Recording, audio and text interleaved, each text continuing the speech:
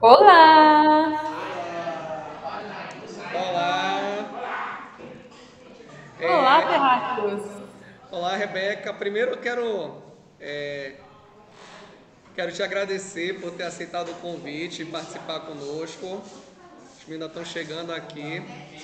Infelizmente hoje eu estou com a internet do meu celular, que a escola hoje deu um problema aqui com a internet. Quero realmente te agradecer. A gente está aqui nessa investida com astrobiologia como um aprofundamento para os meninos. Então, tipo assim, eu até brinco que eu não conheço muito sobre isso, né? Me meti nisso, claro que conheço algumas coisas sobre extremófilos e um pouquinho de plantas e Legal? tal, mas não muitas coisas. E aí eu tenho coletado essas conversas, né? Como eu falei para ti, o Salvador Nogueira já esteve aqui conosco, teve o Sim. Jorge Quilfer, que eu não sei se você conhece da UFES, Sim. você, e aí eu já tenho até umas outras. Você indicou a Carola, que ela topou também conversar Sim! conosco, fiquei muito feliz. Mais duas pessoas Legal. que irão conversar conosco. E aí eu vou te perturbar um pouquinho. Mandei uma mensagem pro Sacane, claro que foi ignorado, né? Normal, mas se você pudesse conversar com eles, olha, tem uma galera do Pará querendo conversar com vocês via online, eu agradeceria se você fizesse essa Ah, com certeza. intermediação. Próxima vez que eu ver Tá? ele, eu falo. Fiz esse aprofundamento, querendo aprender e querendo também oportunizar para os meninos. Então, Que legal. sigo com vocês aqui a Rebeca Gonçalves, meninos, e o espaço está aberto, ela vai conversar bastante aqui com vocês. Obrigado, Rebeca, novamente. Imagina, gente, é um super prazer estar aqui. Vocês já me conhecem ou querem que me apresente um pouquinho? Já me seguem no Instagram, assim? Sabem quem eu sou? Bom, vou fazer um breve resuminho. Meu nome é Rebeca Gonçalves, eu sou astrobióloga e eu trabalho com agricultura espacial. Então, porque a astrobiologia, vocês devem estar estudando isso, né? Da astrobiologia, você tem alguns campos diferentes de estudo.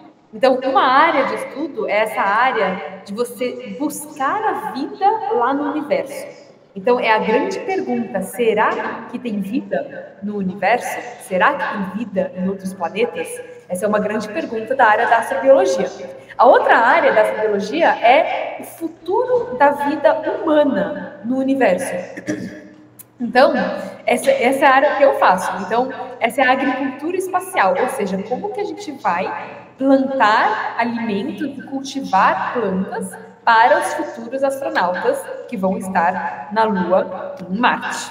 E, quem sabe, mais para lá, né, ainda, assim, nas luas de Saturno, nas luas de Júpiter, e um dia, quem sabe, fora do sistema solar.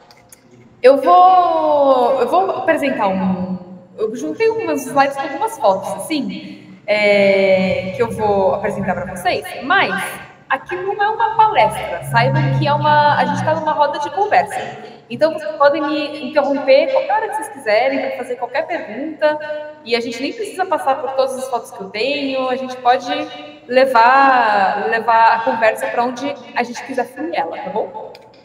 Deixa eu compartilhar aqui a minha tela.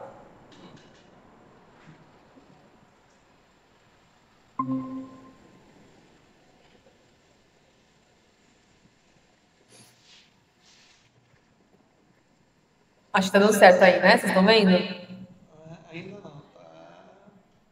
Abriu. Aí. Quem sabe que foto é essa? Alguém sabe?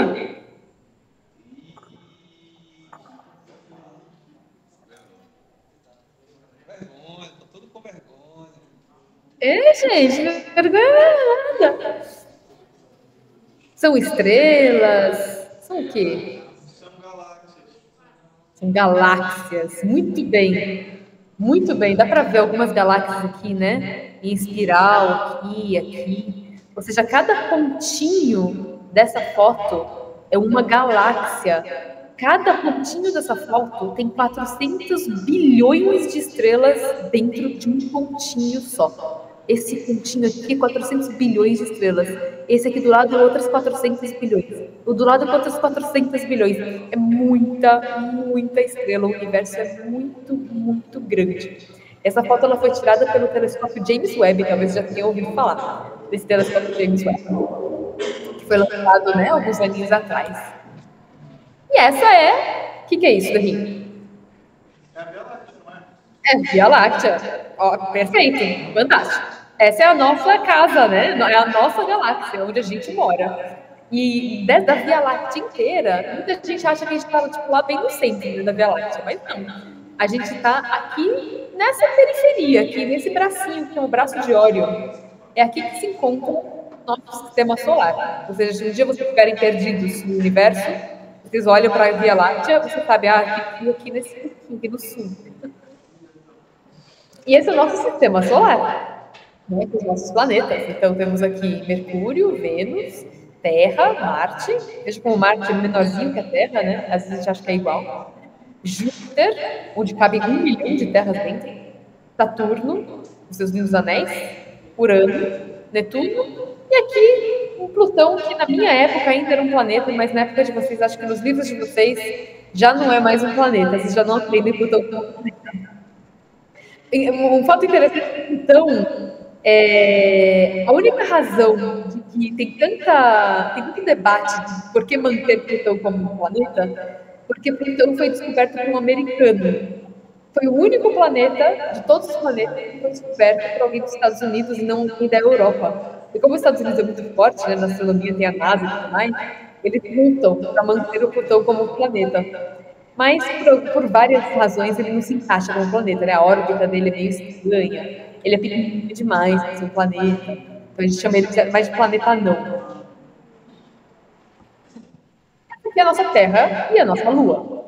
E essas são fotos de verdade, inclusive. Isso é uma foto, né, tirada por uma câmera, né, de verdade, essa Terra aqui.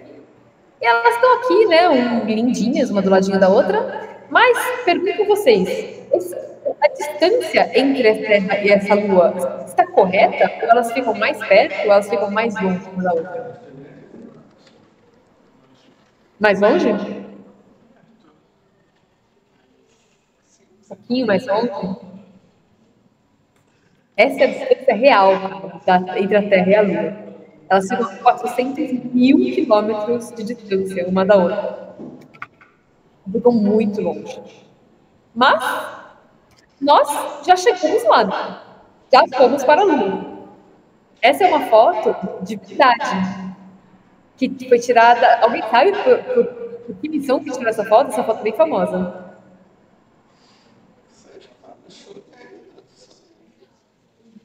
Essa foto chama Nascer da Terra. E ela é bem famosa, ela foi tirada pela missão Apollo 8. Os astronautas da missão Apollo 8 que não pousaram na Lua, mas rodearam a Lua, né? E conforme eles estavam lá, a navezinha deles subiu o horizonte, eles viram a Terra nascer. Porque lá na Lua, aqui na Terra, à noite, a gente tem a Lua no céu. Mas lá da Lua, você não vê a Lua, né, no céu, você vê a Terra no céu. E lá a Terra também tem fases. Então lá a gente tem, em vez de lua nova, lua cheia, lua crescente, a gente tem terra nova, terra cheia, terra crescente, terra minguante. E essa é a nossa Terra com a atmosfera aqui, né? Essa aqui é a nossa atmosfera, que é tudo que protege a gente contra os raios cósmicos mortais do espaço.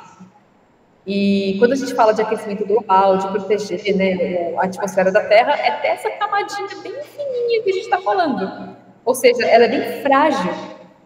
Quando você escuta os astronautas falarem, eu já conheci muito astronauta, né? Trabalhei com bastante astronauta lá na Agência Espacial Europeia. E eles me contaram que como é, né, ver a Terra de longe. E eles me contaram que quando vocês veem a Terra lá no espaço, eles veem como dá uma sensação que a Terra é muito frágil.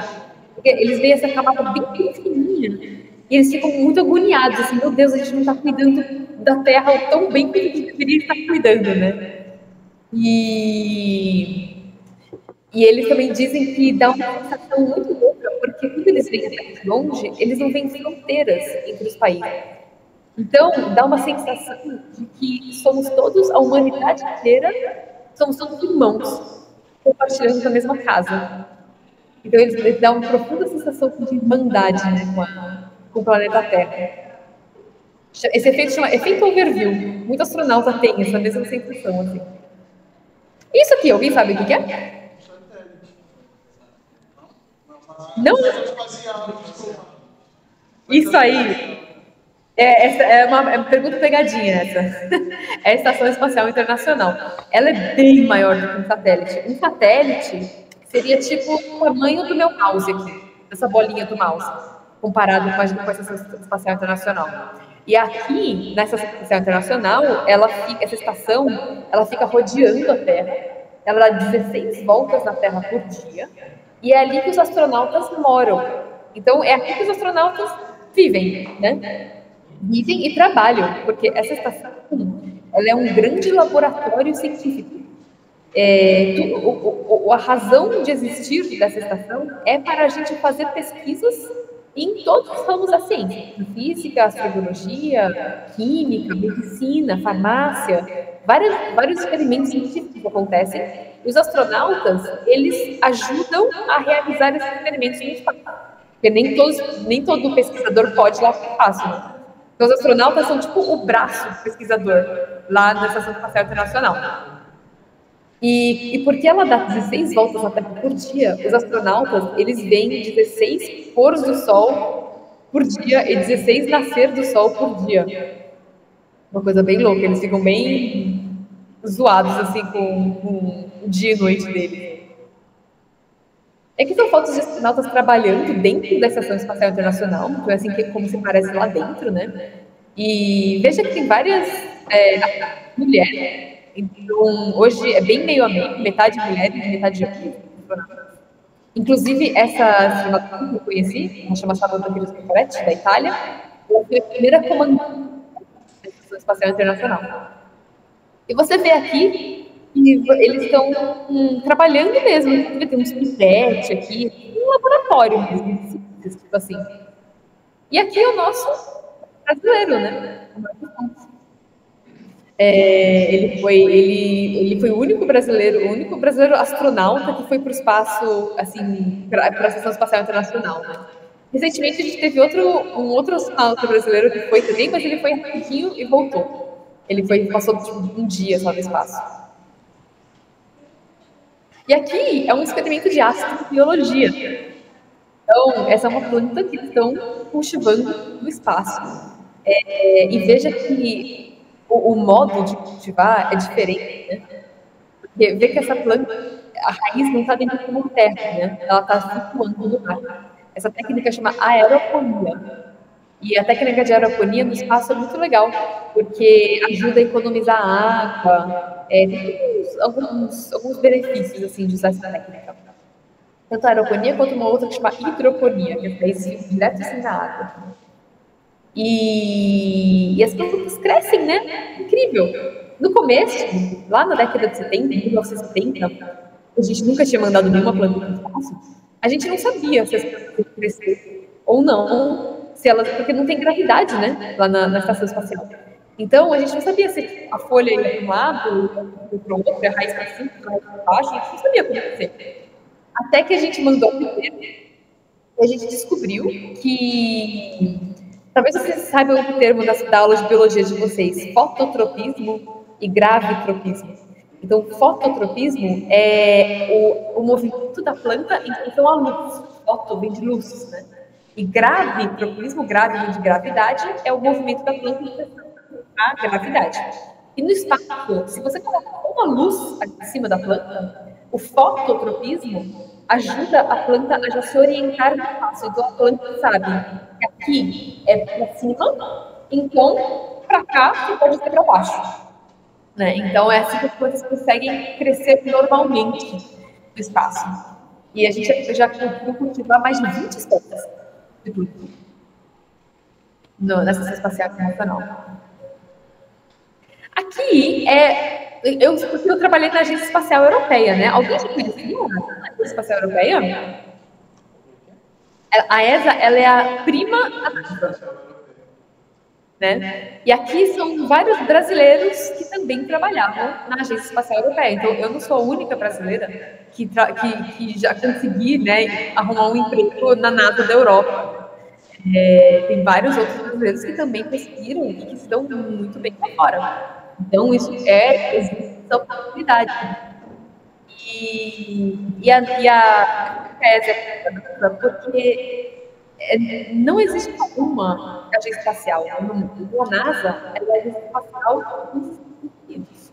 Mas existe a agência espacial da Europa, existe a agência espacial do Japão, que é a JAXA, a agência espacial da Rússia, que é a Roscosmos, e a agência espacial brasileira, que é a do Brasil.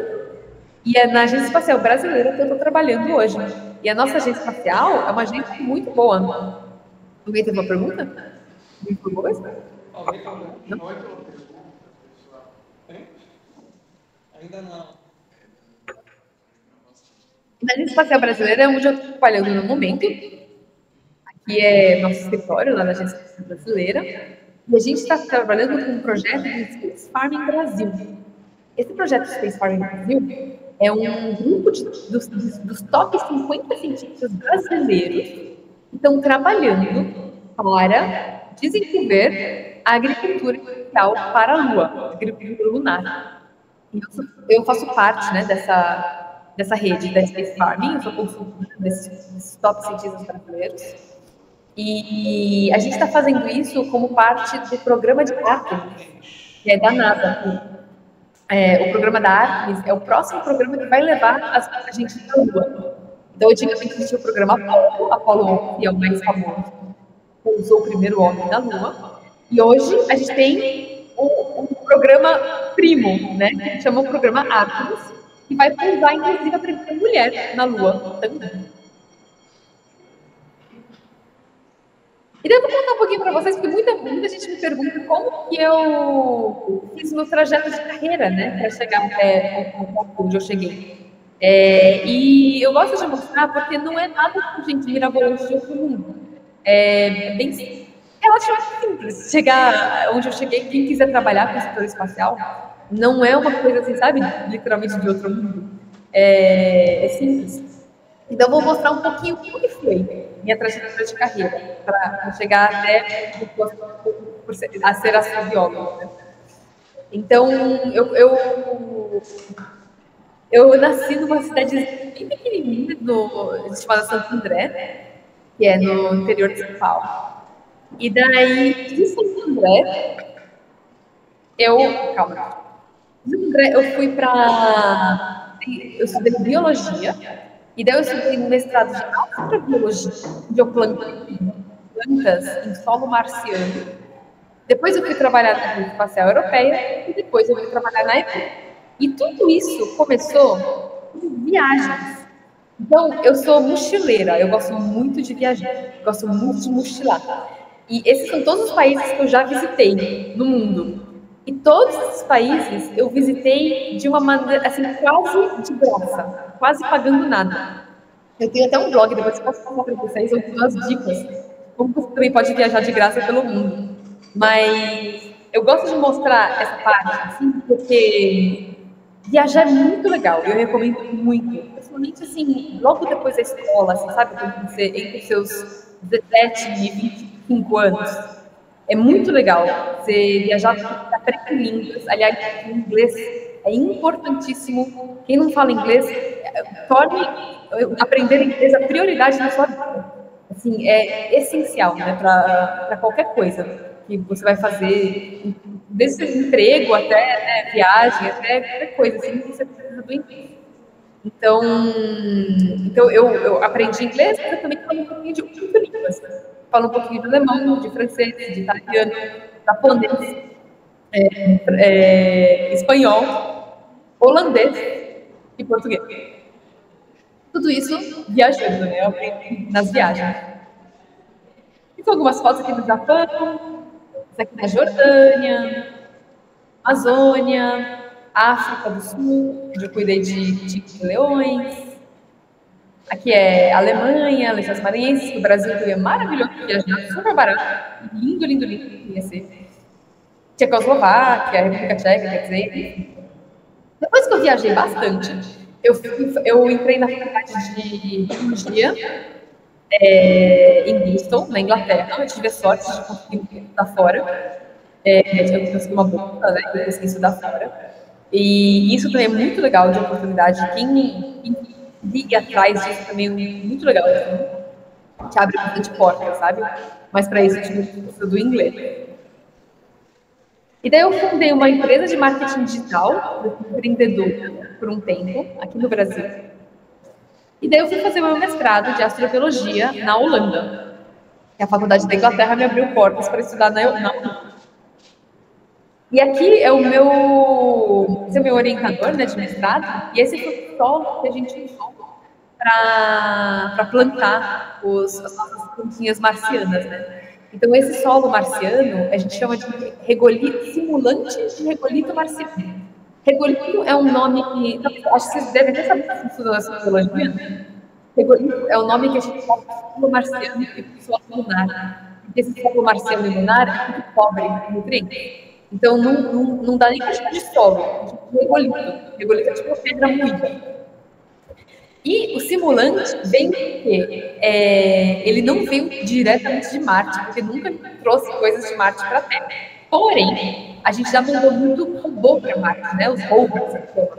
Esses robôs, eles estudam direitinho ali como que as propriedades químicas, físicas ali do regolito marciano, do solo marciano, mandam esses dados para cá, e daí aqui a NASA vai dentro de um vulcão no Havaí, pega essa terra de dentro desse vulcão, manipula essa terra, adiciona elementos químicos, remove elementos químicos, e até que o produto final é esse daqui, e ele é um match quase perfeito ao solo que ele tem em Marte. Então, é super bom para nossos pesquisadores, agricultores espaciais, né, de usar e estudar. No Brasil, tem um solo que também é muito parecido naturalmente com o solo da Caatinga.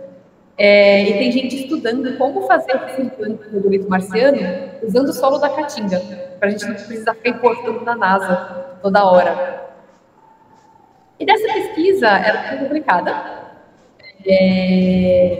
Ela foi publicada numa revista nacional, porque toda pesquisa que você faz, depois que você termina a pesquisa, você quer divulgar os seus resultados para o mundo, né?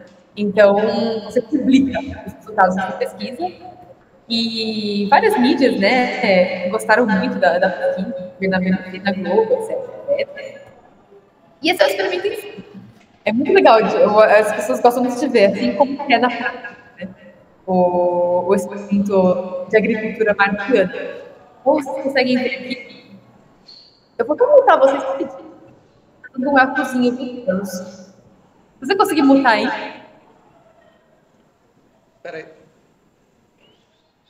Se tiver alguma pergunta na sala, você levanta a mão, me indica e levanta a mão que eu desmuta e a gente pega a pergunta. Então, aqui é o setup, assim, né? Como a gente montou o experimento. E daí dá para ver que tem 3 cores, né? De solo. Então, tem aqui esse mais marronzinho, que é uma terra da terra mesmo, normal. Tem esse mais branquinho, que é uma areia. E esse mais vermelhinho, que é justamente o solo marciano. E a gente plantou nos 3 solos, né? O da terra e a areia a gente chama de solo controle. Então, todo experimento científico tem que ter um controle para você ter certeza de que tudo que está acontecendo aqui no solo marciano é porque o solo é marciano e não porque está numa estufa, ou está num pote que é preto, ou está num pote que é desse tamanho. Você tira essas coisas que chamam variáveis, né? Você tira o barulho do experimento para você ficar exatamente com aquilo que é a sua pergunta científica. E aqui são as plantas 6 meses depois, já crescidinhas, e a gente plantou tomate, ervilha e cenoura. E aqui temos tomates marcianos, ervilhas marcianas e cenouras marcianas. Ou seja, cresceram e cresceram muito bem. Essa era uma das perguntas que a gente tinha. Será que se a gente plantar, vai crescer? A gente não sabia, né? Então, cresceram muito bem. E a nossa outra pergunta era uma pergunta mais profunda, porque a gente queria estudar uma técnica que chama policultura. A policultura é quando você planta 3 espécies juntas no mesmo lugar. E essas espécies, elas são complementares, ou seja, cada uma ajuda a outra a crescer melhor. E a nossa pergunta era, será que se a gente plantar tomate, ervilha e cenoura juntos no mesmo pote, será que eles vão crescer melhor do que quando eles são plantados sozinhos, num pote separado? Essa era a nossa pergunta científica. E aqui está o resultado. E daí olhe para essa imagem aqui e vou pedir para você abrir o microfone, professor, para vocês me contarem o que vocês, como cientistas, veem nesse resultado. Então, esse pote é o pote onde tem tomate, ervilha e cenoura plantados juntos, nesse pote da esquerda. Nesse pote da direita tem só tomate. São 3 pés de tomate. Qual que é a diferença que vocês veem entre os tomates? Desse pote e desse pote? Não parece estar mais desenvolvido que o outro?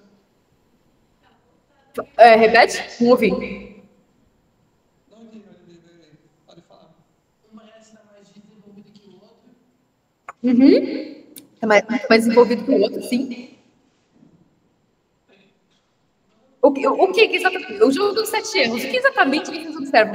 Porque isso, gente, é exatamente o que nós cientistas fazemos. A gente não é, sabe, nada sabendo tudo.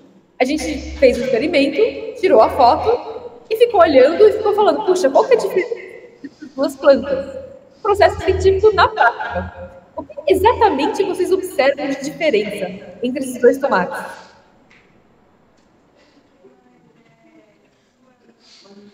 Mais bem desenvolvido, realmente ele está mais bem desenvolvido, mas em questão, isso é por conta dos nutrientes dos outros que também estão no recipiente, no caso das ervilhas, da cenoura? Ótima pergunta, segura essa pergunta aí. Então, bem desenvolvido, então a gente pode observar assim, né? Esse tomate aqui tem mais tomate vermelhinho, ou seja, eles amadureceram mais cedo, porque eles estão vermelhos ainda. Esses tomates são maiores do que esses tomates. O caule é mais grosso. Olha como é mais grosso o caule comparado com esse caule. Tem mais ramificações. Tá vendo que ele tem mais ramificações? Esse aqui é só um pauzinho reto. Então, todas essas observações a gente fez e daí veio exatamente essa pergunta. Por que isso aconteceu? Será que ele pegou nutrientes das plantas? Será que ele está mais nutritivo? Por que isso aconteceu? Exatamente, fantástico. Essa é a próxima pergunta que a gente tem que se fazer. E daí, o que a gente faz como cientista, né? A gente vai lá a gente vai na biblioteca, né, de artigos que no Google, assim, tem biblioteca de todos os artigos que já foram publicados. A gente vai nessa biblioteca de artigos e pesquisa tenta achar a resposta. Por que quando planta o tomate junto com a ervilha e a cenoura, eles vão crescer melhor? E a resposta que a gente encontrou é que, na verdade vocês podem até ler o experimento inteiro, ele é ciência aberta, então vocês conseguem traduzir, né, o artigo e ler o experimento inteiro. Mas, em resumo, né, a resposta é que as ervilhas, elas dão para o solo nitrogênio. Então, elas são o que a gente fala de fixadoras de nitrogênio. Elas pegam o nitrogênio do ar e dão esse nitrogênio para o solo. Ou seja, elas elas fertilizam o solo de uma maneira natural. Então, essa pode ser uma das respostas. E quando eles estão plantados junto com as ervilhas, os tomates, eles tiram proveito dessa fertilização natural que as ervilhas dão para a terra. E é por isso que a policultura é tão poderosa. Então, na prática, a gente conseguiu o dobro de tomates quando eles plantaram de policultura com a monocultura. Mas, se vocês forem ver, as ervilhas, elas não tiveram diferença. Aqui é a ervilha, então essa ervilha na policultura e essa aqui é a ervilha na monocultura. Essa parece maior, mas é porque tem 3 pés de ervilha aqui. Então, na prática, quando a gente foi medir, pesar mesmo, a ervilha não deu diferença. Mas a cenoura, olha a diferença da cenoura. Eu até fazer zoom aqui. Olha a cenoura em policultura, só que tem, né, umas folhinhas aqui, michuruquinha, bem pequenininha. Tive até que pôr uma setinha aqui para apontar onde que estava, comparado com a cenoura que foi plantada sozinha em monocultura. Então, a cenoura não gostou, foi ao contrário do tomate. Ela não gostou da policultura, ela preferiu a monocultura. Ou seja, o que é um próximo passo? Então, que nós como astrobiólogos podemos tomar. Na próxima vez que a gente for fazer essa pesquisa, vamos tirar a cenoura e colocar uma outra espécie ali para ver se outra espécie que não seja cenoura pode se beneficiar também, por exemplo, batata ou rabanete. Oi? Rebeca, qual foi a razão da escolha pelos tomates? Assim, em termos de, por exemplo, essa pesquisa tem dois viés aí, possíveis, né? Um, contribuir na colonização, na futura colonização, que vai ser uma coisa daqui para 100, 150 anos, né? Primeiro a Lua, depois Marte, né? Então, por que a escolha pelo tomate, né? Assim, quão relevante é o tomate, por exemplo, numa futura colonização espacial, por exemplo, da Lua? Assim, porque tem alguns grupos de plantas que eles consideram mais importantes para levar, né? Qual seria a razão da escolha do tomate? Sim, tem até tem um documento da NASA que chama BVAD, eu posso até te mandar pelo Instagram, que é um documento super pilar na agricultura espacial, na astrobiologia, que delineia mesmo, ele mostra ali, faz uma lista de espécies que são apropriadas para levar para o espaço. E tem várias razões que faz de uma espécie ser apropriada. Então, por exemplo, a gente quer espécies que não sejam muito grandes, né? Então, assim, por exemplo, árvores frutíferas, tá tudo fora. Não dá para crescer uma árvore numa base marciana, não a princípio. Né?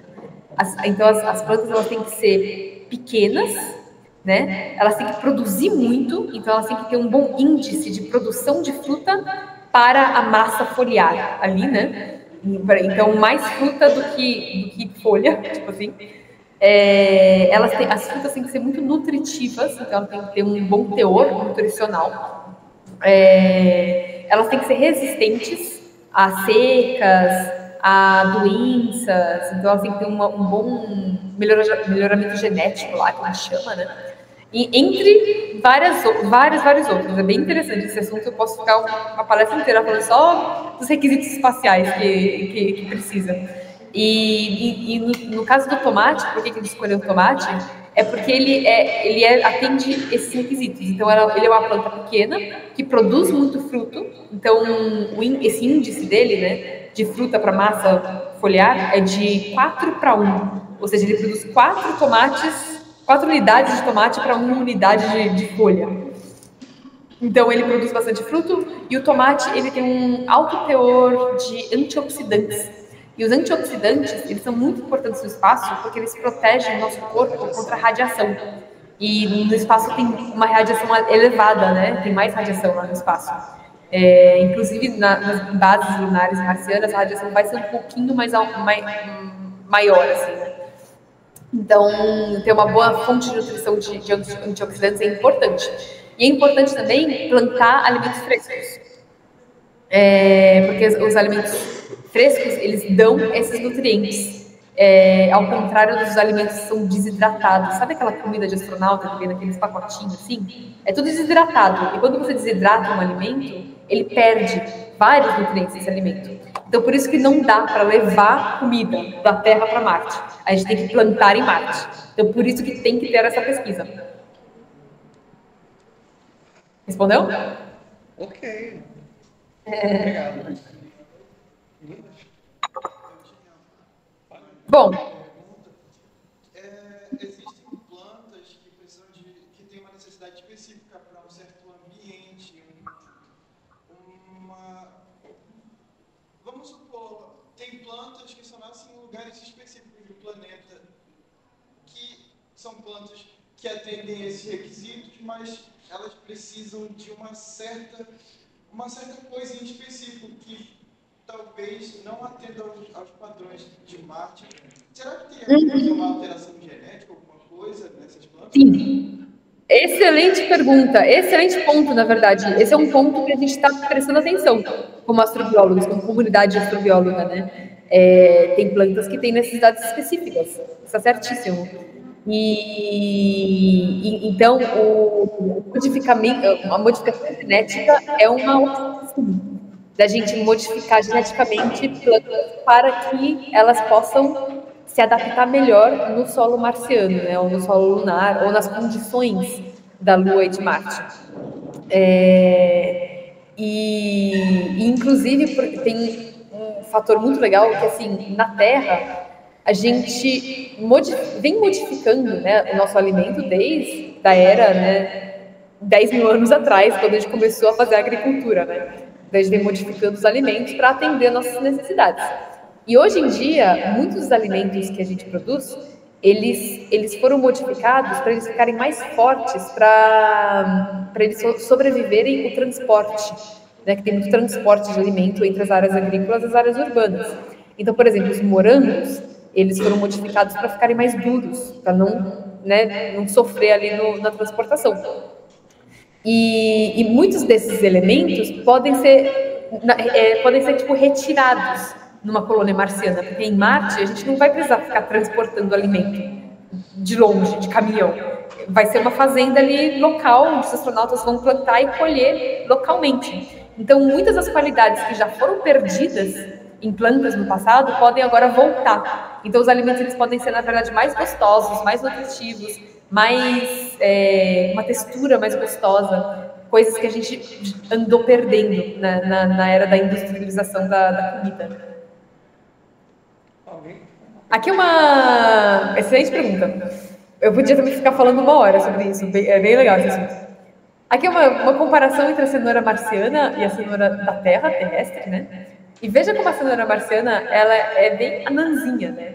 E isso acontece porque esse solo marciano, ele fica super, super, duper compacto quando a gente água ele. Ele é muito fininho. E porque ele é muito fininho, ele parece um cimento. E o que acontece quando você põe água no cimento?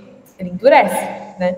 Então, é a mesma coisa com esse solo de Marte. Quando a gente aguava ele ficava um bloco de argila, muito compacto. E isso a gente acha que pode ter sido a causa, né, do porquê que as cenouras ficaram tão anãzinhas, porque elas não conseguiam penetrar ali na terra. E, Rebeca, deixa eu fazer uma pergunta. No caso desse solo, a gente falaste que ele é um solo que ele emula o termo de o solo marciano, que não tivemos como trazer, mas irá ser feito esse processo de trazer o solo que eu tenho lido algumas notícias, né?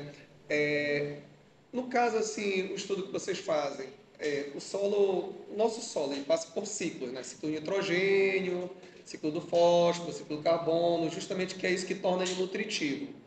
Existe essa possibilidade de trazer tornar esse solo marciano um solo nutritivo, assim, estás entendendo? Porque no início eu compreendo bem que o processo de plantações vão obter esse resultado. Mas com o tempo, esse solo pode ganhar nutrientes de tal maneira que os futuros tomates, as futuras cenouras ganhem outra cara. Com certeza, essa é a ideia, na verdade, né?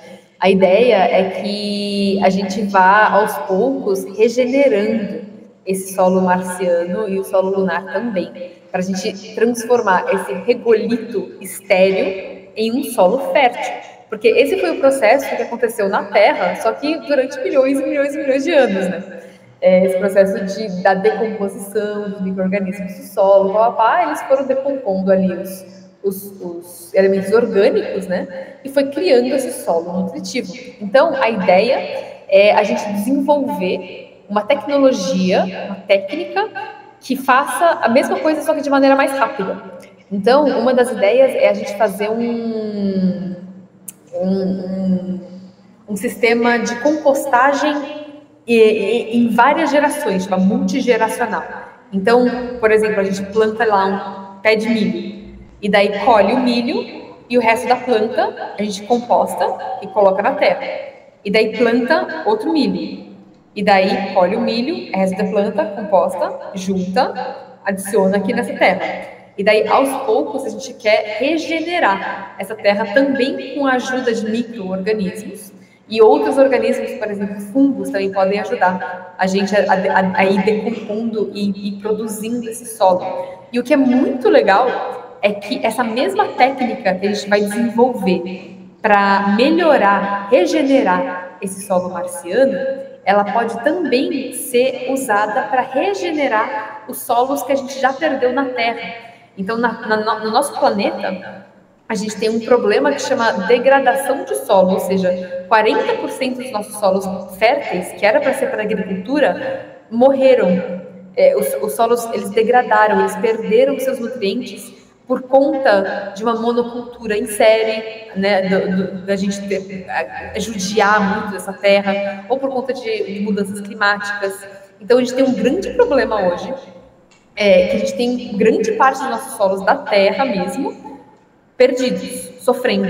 Então, a ideia é que essa tecnologia que a gente desenvolva para melhorar o solo de Marte, que ela seja aplicada para melhorar o solo da Terra também. Então, isso é uma coisa que a gente sempre pensa.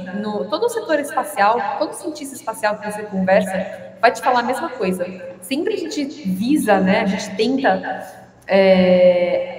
que a nossa pesquisa seja de benefício para a Terra de algum modo, seja do modo que for, sempre tem que trazer um benefício de volta para a Terra. Nunca pode ser para ser usado só no espaço. Porque a gente gosta muito da Terra, né? Não é porque a gente gosta do espaço que a gente não gosta também do nosso planeta. A gente gosta muito do nosso planeta. E queremos também proteger e ajudar o nosso planeta. Isso é muito importante também. Então, a gente gosta de fazer, principalmente os astrobiólogos, gostam muito de fazer essa ponte entre Terra e espaço. Alguém aí quer perguntar alguma coisa? Vocês já tiveram planos de usar algum outro vegetal ou alguma outra fruta? Tipo, morango, mirtilo, uva? Conseguiste ouvir, Rebeca? Não, repete para mim, por favor. Já tiveram a ideia de usar alguma outra fruta ou vegetal, como morango? Uma fruta menor? Tipo assim? Ótima pergunta. Sim, morangos já foram testados no espaço. Morangos são uma ótima fruta, porque eles têm muito antioxidante também, né? Eles são muito nutritivos e eles são pequenos, atende esse requisito espacial, né? Então eles são pequenininhos, ocupam ali pouco espaço, produz muita fruta por pé e produz continuamente, né? Ou seja, esse pé continua dando morango. Então, é uma boa coisa para uma planta espacial. Mirtilo também, framboesa, né? A gente fica triste aqui no Pará, porque a gente já sabe que não vai ter açaí em Marte, né? Não vai, açaí é difícil, viu, gente? É uma tristeza, né? Eu também fico triste, eu adoro açaí. Nem cupuaçu também, é triste. Só essas frutinhas menorzinhas mesmo.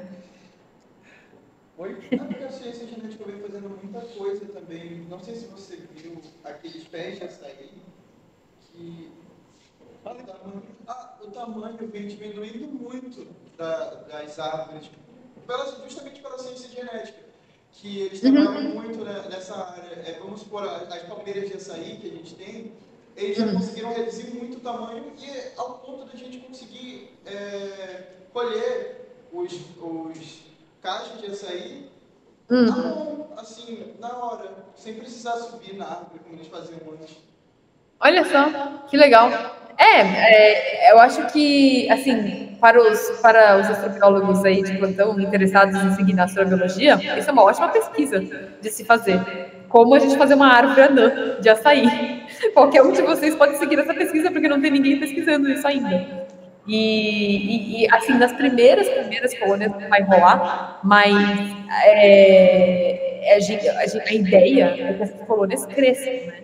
E que esses habitats em Marte fiquem maiores, mais altos, e que dê para cultivar, né? Então, duas coisas têm que mudar no açaí. Tem que diminuir o tamanho da árvore, tem que aumentar a produção, né, da palmeira. Então, a palmeira tem que produzir mais açaí por planta, por pé, sabe? Para valer a pena também. Tá aí, gente, uma excelente pesquisa. Mesma coisa para café, gente. Quem quiser pesquisar café também, muito importante. Seria maravilhoso. Quem quiser diminuir o pé de café. Aqui é uma foto, eu vou mostrar algumas fotinhas da ESA dentro da Agência Espacial Europeia, porque lá a gente é muito legal. É maior do que a NASA, o campus deles lá, é bem grande mesmo. A ESA é responsável por muitas missões super importantes. É que a gente só fica ouvindo falar da NASA porque Hollywood, mas a ESA é tão grande quanto a NASA. Produz foguetes, satélites, rovers que vão para Marte, já mandaram, né, sonda para Júpiter, Saturno, Mercúrio, etc. Assim, né, eles são bem grandes mesmo. E eu trabalhava do ladinho desse laboratório aí, onde eles faziam esses robôs de Marte, que chamou o laboratório de robótica planetária deles. Então, essa sala aqui, que vocês veem, todo esse chão é esse solo marciano, que eu usei na minha pesquisa, só que eles têm ali, né, toneladas, porque eles usam também o mesmo solo para poder testar os robôs. Porque é importante você testar num solo que é fidedigno, porque você não sabe se, tipo, alguma partícula vai interagir com a roda do robô, ou algum elemento químico que está lá no solo vai atrapalhar o equipamento eletrônico, etc. Então, eles usam esse solo também para testar os robôs. E aqui, eu gosto de mostrar essa foto para mostrar o quão grande é. Então, isso aqui, esse campus inteiro aqui, ó, é o tamanho da ESA, e eles têm vários lugares da Europa. E eles têm, tipo, até um campo de golfe lá, tem bar lá dentro, restaurante, quadra de tênis, futebol, além de todos os galpões onde eles fazem os foguetes, etc. É bem legal, lagos, satélites, assim, é bem legal. Esse aqui é o corredor, chama o corredor do arco-íris, e aqui são os laboratórios onde eles têm umas câmeras a vácuo, onde eles testam os satélites deles. Acho que tem até uma foto, daqui a pouquinho vai vir uma foto da câmera a vácuo. Esse aqui era o meu escritório dentro da ESA, com esse módulo Columbus atrás, que é um dos módulos da Estação Espacial Internacional. Aqui era o robozinho que eles estavam desenvolvendo para ir para a Lua. Aqui a gente brincando com os robozinhos.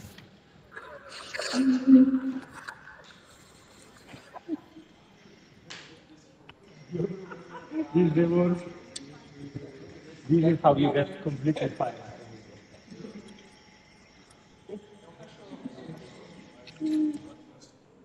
Então, essa era uma sexta-feira à tarde, que a gente acabou o expediente, a gente ficou brincando nos robozinhos que vão para Marte, assim.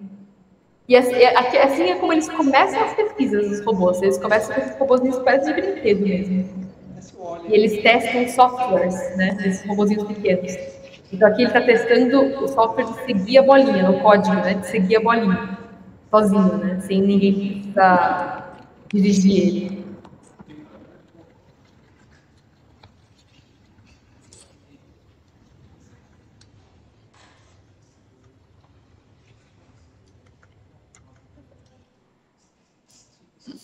Fofinho, né? Que mais fotinhos lá de dentro? Tinha até um gatinho lá no campus. Aqui são alguns astronautas que eu conheci, que eu trabalhei junto. Essa aqui é a câmera vácuo, que eu queria mostrar para vocês.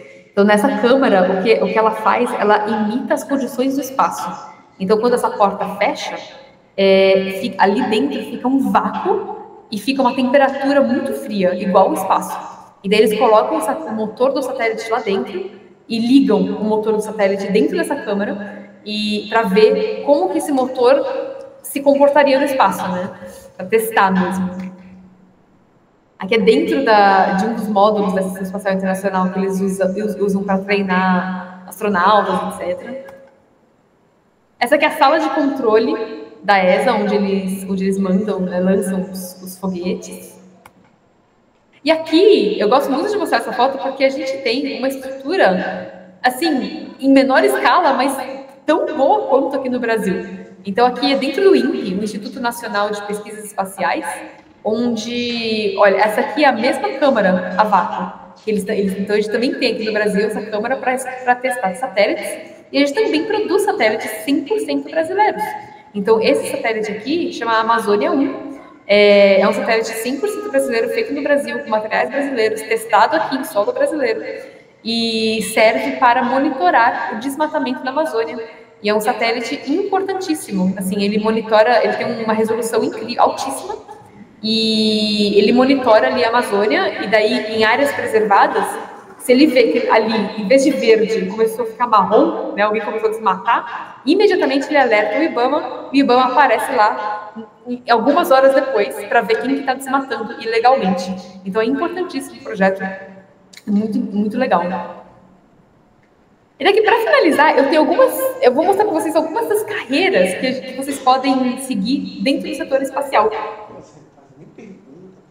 Porque assim, gente, quando eu tinha a idade de vocês, para mim, ninguém me contou que trabalhar no setor espacial podia ser mais do que ser só astronauta. Então, eu achei que... Porque eu gostava muito do espaço quando eu era jovem. Eu gostava muito, sim, do setor espacial, né? Foguetes, estrelas, etc. Mas eu achava que, para trabalhar com espaço, você precisava ser astronauta. Mas, não. E Rebeca, desculpa te cortar aí nessa parte. É que os meninos aqui estavam querendo saber, né? Porque a gente está, hoje em dia, a nossa barreira é ali em Marte, né?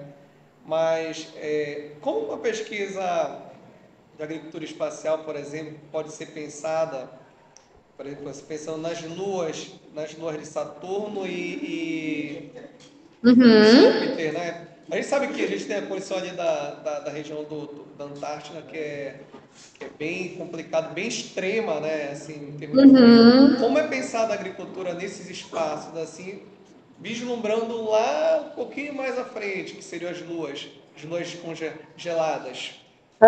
Ótimo, né? As luas congeladas de Júpiter, né? E tem séries também, né? A Lua de Saturno, que tem bastante potencial para a gente viver lá.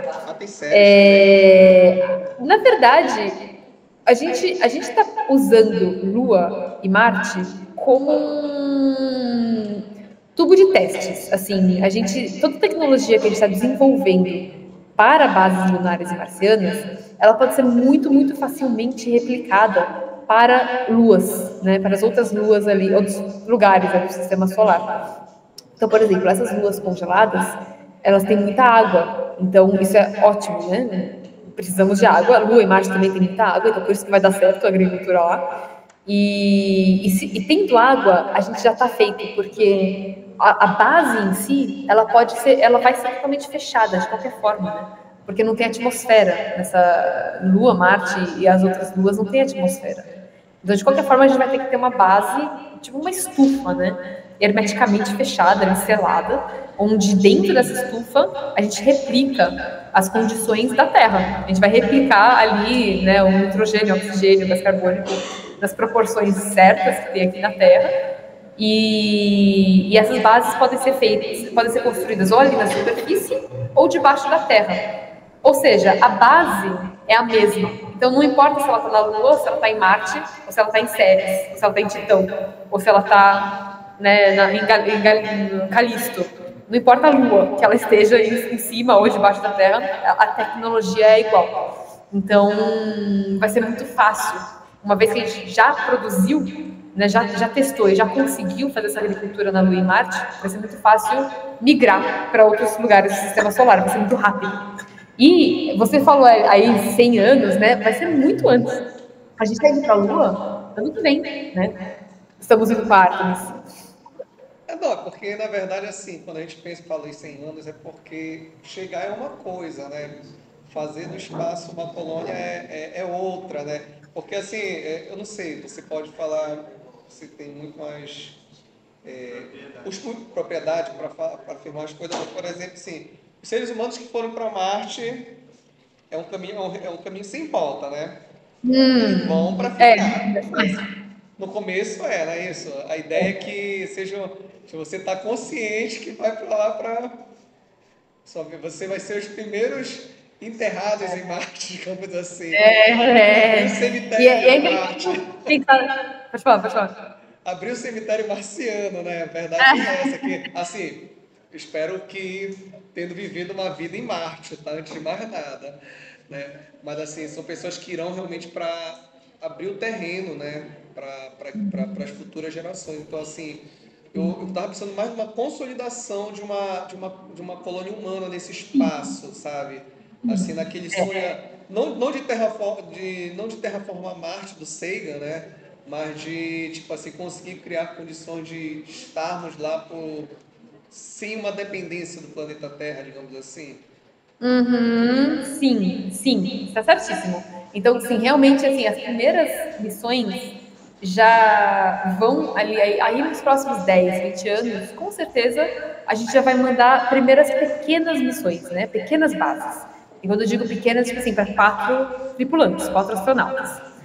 Vamos começar pela Lua. A Lua, com certeza, na próxima década, a gente já voltamos para a Lua e já temos uma base na Lua na próxima década. E daí, da Lua para Marte é um passinho, né? Então, dali mais uns 10 aninhos, já vamos ter as primeiras pessoas em Marte. Mas, realmente, até uma colônia realmente se estabilizar, né? Começar uma colônia autossustentável, né? Autossuficiente, independente da Terra, uns 100 anos é uma boa, uma data realística, assim, para ter uma colônia realmente sustentada, né?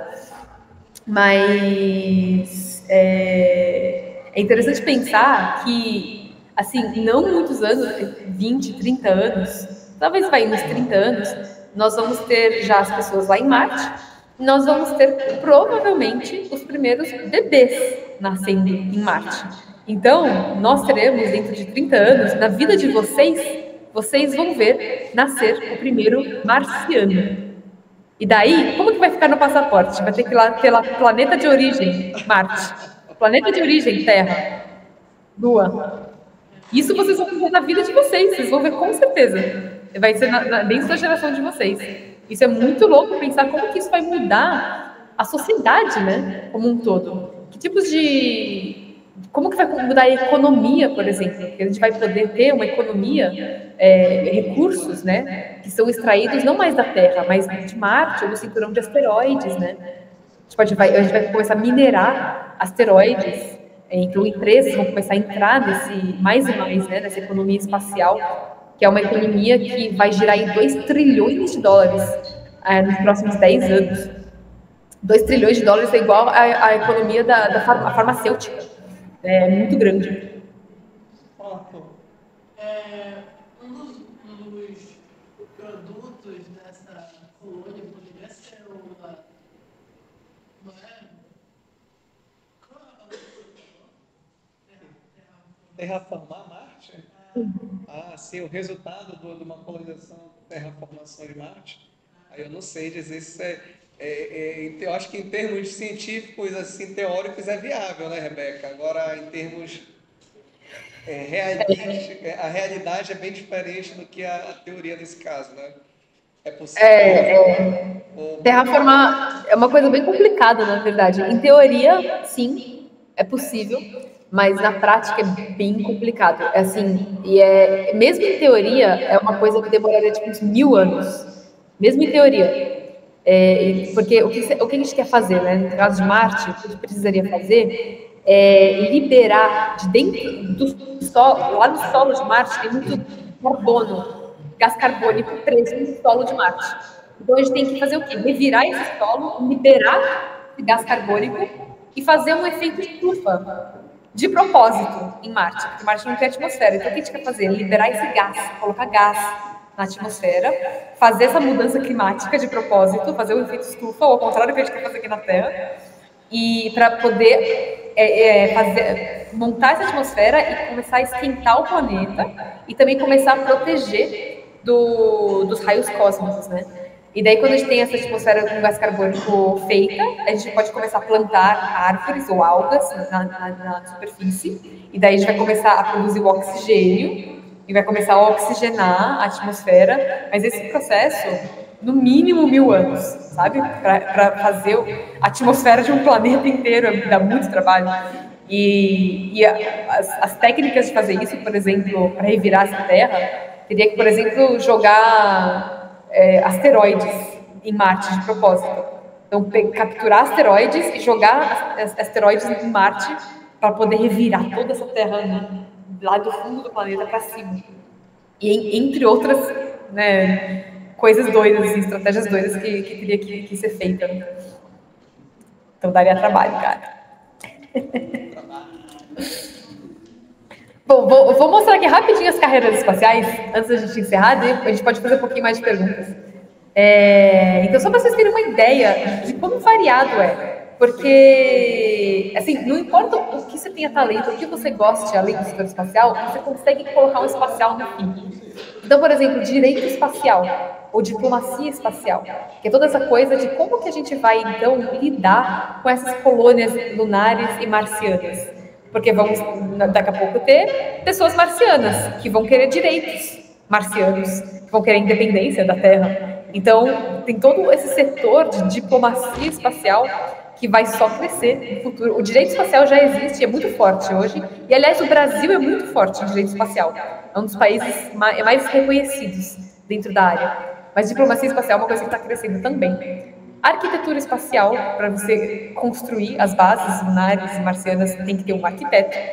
Empreendedorismo espacial, né, com essa nova economia que eu falei, mais e mais empresas vão poder entrar e fazer parte desse setor, né, econômico espacial. Até coisas assim como a administração, o RH, as agências espaciais e as empresas espaciais precisam de pessoas que trabalhem no RH ou que trabalhem na administração. Daí, em vez de você trabalhar no RH da Coca-Cola, você trabalha no RH da SpaceX. Muito mais legal, né? Setor financeiro igual, né? Essas empresas também precisam de pessoas do setor marketing financeiro. Designer gráfico, todos os patches, né? Das missões, etc. Alguém tem que desenhar essas missões.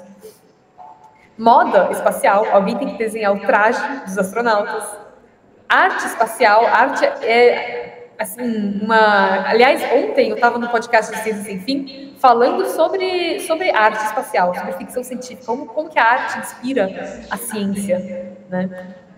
Treinamento em medos extremos, se você gosta de esportes radicais, montanhismo, mergulho, você pode se especializar nisso e treinar astronautas, porque eles treinam muito nesses ambientes extremos. Você pode trabalhar na Terra mesmo, com o meio ambiente, mas usando dados de satélites do setor espacial.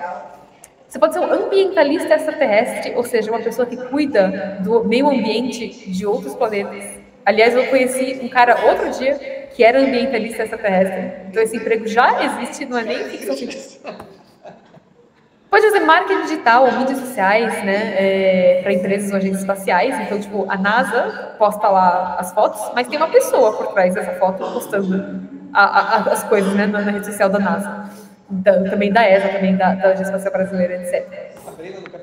Pode organizar eventos espaciais, pode ser influenciador espacial, então divulgador das ciências, assim como eu faço um trabalho de divulgação científica no Instagram, e o Sérgio Sacani também, né, um grande divulgador da ciência. Isso que eu vi uma mensagem que nós tivemos um podcast com ele, é bem legal, a gente tem uma conversa bem legal sobre a astrobiologia. Pode ser uma influência espacial, pode fazer uma pesquisa espacial, o setor espacial comercial está crescendo pra caramba, tem também medicina espacial, gente, tem assim milhares de coisas. O que for que você gostar, você com certeza consegue trabalhar no setor espacial com isso. E é isso, gente. Aqui tá meu Instagram. Quem não me segue ainda no Instagram, segue lá, porque eu mostro muito assim dos bastidores, assim, sabe, das pesquisas espaciais. Dou muita dica para quem quer entrar no setor espacial. Posto lá tipo vagas de estágio, sabe, de pesquisa, etc. Então podem me seguir. E temos 5 minutinhos aí para perguntas. Sobrou perguntas de vocês. 5 minutos aí para vocês que a gente já vai acabar. Eu gostei aí do Ad Astra lá do filme do James Gray. Ad Astra é o nosso jargão da astrobiologia, setor espacial. Todo mundo usa Ad Astra. Alguma questão para a Rebeca?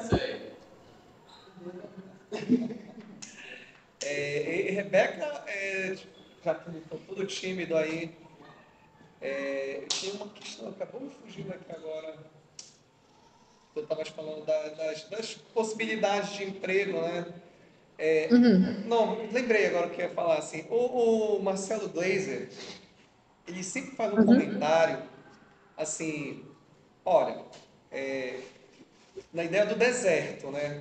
O sistema solar como um grande deserto e a Terra como um oásis. Ele fala, inclusive, isso nas palestras dele, nas conversas que ele tem. Mas, assim, a gente sabe que é inevitável também que o ser humano é um ser curioso, um animal curioso, né? Querer explorar, né? Querer explorar. Como é que vocês lá dentro, assim, dentro desse meio, como é que vocês olham para a exploração espacial, né, essa necessidade de ir a Marte, mas sem esquecer da Terra? Assim, porque no final das contas, não dá para negar que viver em Marte é viver em condições inóspitas, né? Viver na Lua vai ser viver em condições inóspitas. E no final, o ideal do ser vivo, ainda que seja numa faixa apenas da Terra, é estar aqui, né, dos seres vivos. Como é que vocês discutem isso de um ponto de vista, digamos assim, filosófico até? Sim, muito legal a pergunta, porque a gente discute muito isso, na verdade, assim, sabe, rodinhas do bar, assim, a gente discute informalmente muito essa pergunta, essa questão ética, moral e filosófica da exploração espacial. E o sentimento, assim, é o seguinte, assim, que o ser humano, ele a natureza do ser humano é explorar. Porque se não fosse a natureza do ser humano explorar, a gente ainda estava morando em vilas na África, né? Foi lá que a humanidade surgiu e dali o ser humano se espalhou pelo planeta Terra inteiro nesse âmbito, né, da exploração.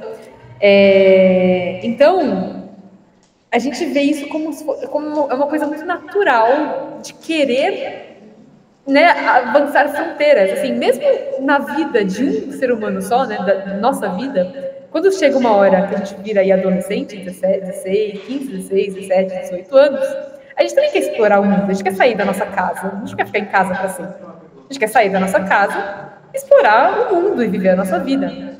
Então, isso, a gente toma isso como, assim, a gente não se julga, assim, por isso, sabe? A gente toma isso como uma coisa muito natural.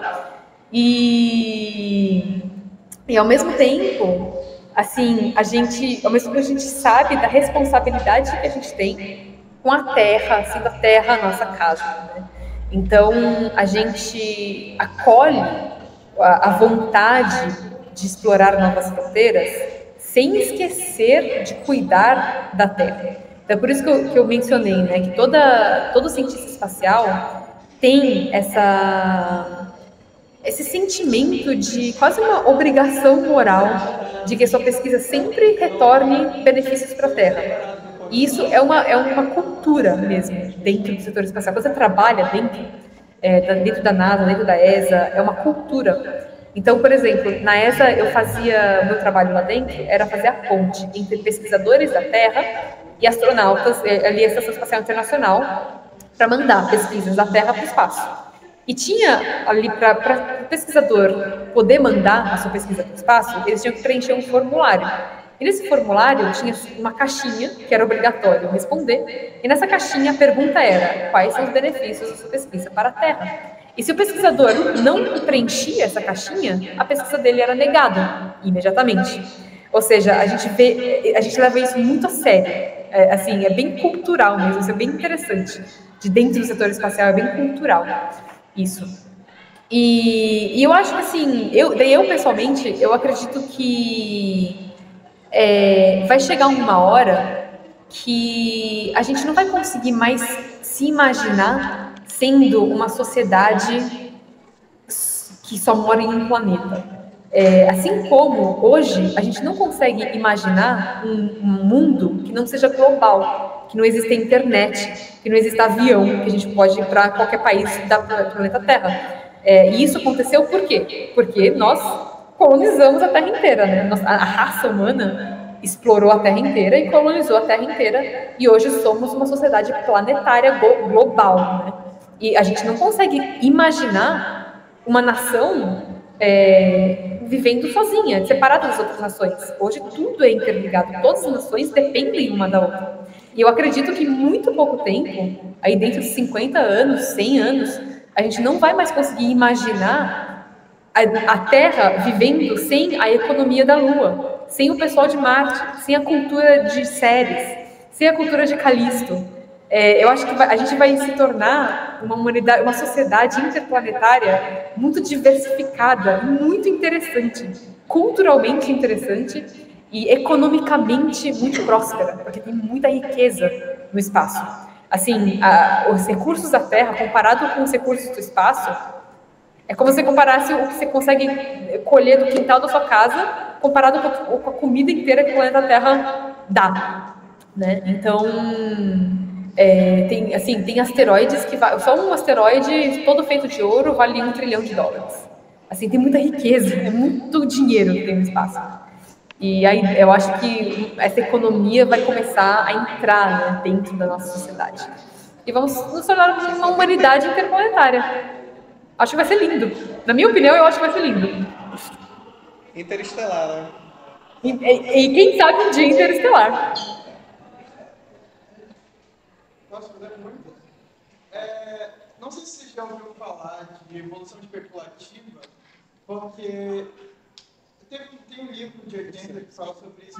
Só que a questão que eu estou querendo dizer é que como a gente vai, provavelmente alguém vai colonizar Marte e tal, e levar frutos, esse tipo de coisa para lá, para esse planeta, no caso, a gente já tem uma ideia de possivelmente como na atmosfera e como com a diferença de cultivação da planta, como a planta vai ficar futuramente? Uma coisa especulativa, no caso. Tipo, como que as plantas vão evoluir estando nos planetas? Eu vou até expandir a sua pergunta. Como será que o ser humano vai evoluir? Exatamente esse ponto que eu queria chegar, só que não é a sua área da astrobiologia, então eu nem pensei em perguntar, né? Mas é super na área, na verdade, tá dentro da astrobiologia isso. Porque é biologia, né? Então, assim, a gente imagina que as plantas, em termos das plantas, que elas acabam evoluindo para se adaptar principalmente ao Sol, lunar e marciano, enfim, afins, né? Porque ela vai criar uma resistência, raízes mais fortes, que elas vão ser mais altas por menos gravidade na Marte. Série de coisas, humanos também estão para também serem mais altos por gravidade, para terem músculos mais fracos, ossos mais fracos. Então, alguma coisa vai ter que mudar na biologia humana que a gente, na verdade, nem imagina o que seja. Assim, algumas pessoas falam que nossos olhos vão ser maiores para se adaptar melhor à escuridão da Lua, porque a Lua tem 2 semanas noite e 2 semanas dia, né? Então, as 2 semanas que você passa lá na noite, você vai ter que se acostumar lá com a escuridão, né? Então, talvez a gente evolua pupilas maiores. Tem uns vídeos de YouTube bem loucos, assim, sobre esse assunto que vale a pena pesquisar. É muito legal esse assunto, como que a gente vai evoluir. Esse vai ficar na ficção científica, né? A ficção científica Exatamente. vai prospectar sobre esse futuro. Interessante essa pergunta. Fala logo que a Rebeca já está encerrando. Última pergunta. Saideira. Pode ser última, vai se tiver mais uma.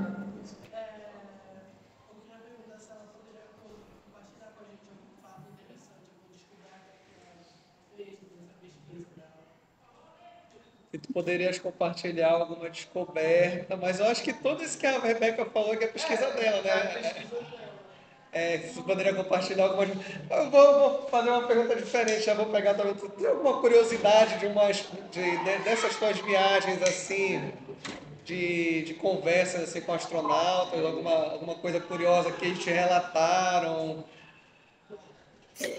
Tem muitas, né? Deixa eu escolher uma aqui. Uma coisa que sempre me relatam, que eu acho muito interessante, e mostra a importância do trabalho da astrobiologia, né? É que os astronautas eles sentem muita falta da natureza no espaço.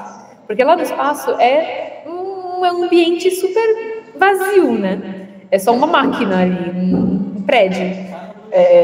Né? Então, todos os astronautas que eu converso, eu pergunto o que mais te dá saudade da Terra?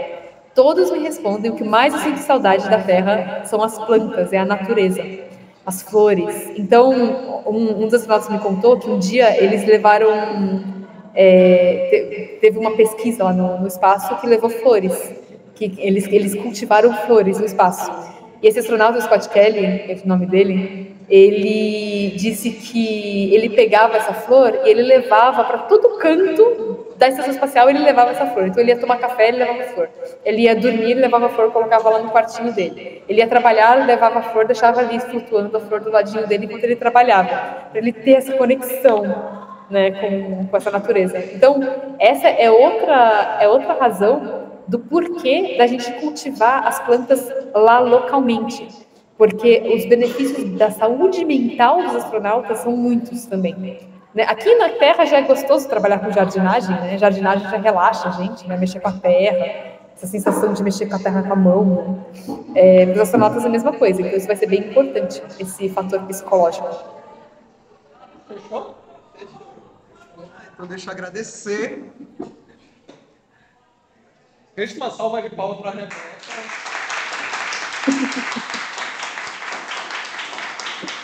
Obrigada. Rebeca,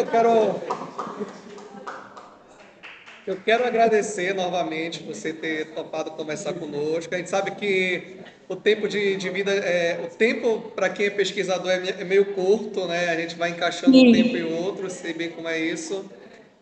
Agradeço, espero que o menino tenha aproveitado, eu aproveitei bastante.